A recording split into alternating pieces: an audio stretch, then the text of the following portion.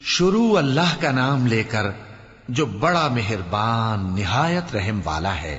جو لوگ کافر ہیں یعنی اہل کتاب اور مشرک، وہ کفر سے باز رہنے والے نہ تھے یہاں تک کہ ان کے پاس کھلی دلیل آ جائے، یعنی اللہ کا ایک پیغمبر جو پاک اوراق پڑھ کر سناتا ہے جن میں مستحکم آیتیں لکھی ہوئی ہیں، اور اہل کتاب جو فرقوں میں بٹے ہیں تو دلیل واضح کے آنے کے بعد ہی بٹے ہیں، حالانکہ ان کو حکم تو یہی ہوا تھا کہ اللہ کی عبادت کریں، اطاعت کو اسی کے لیے خالص کرتے ہوئے یکسو ہو کر، اور نماز قائم کریں اور زکوٰۃ دیں، اور یہی مضبوط اصولوں والا دین ہے۔ جو لوگ کافر ہیں یعنی اہل کتاب اور مشرک، وہ دوزخ کی آگ میں پڑیں گے اور ہمیشہ اسی میں رہیں گے۔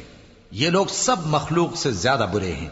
بے شک جو لوگ ایمان لائے اور نیک عمل کرتے رہے وہ تمام خلقت سے بہتر ہیں۔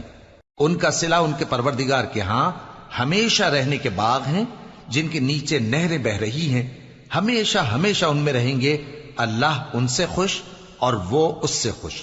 یہ صلہ اس کے لیے ہے جو اپنے پروردگار سے ڈرتا ہے۔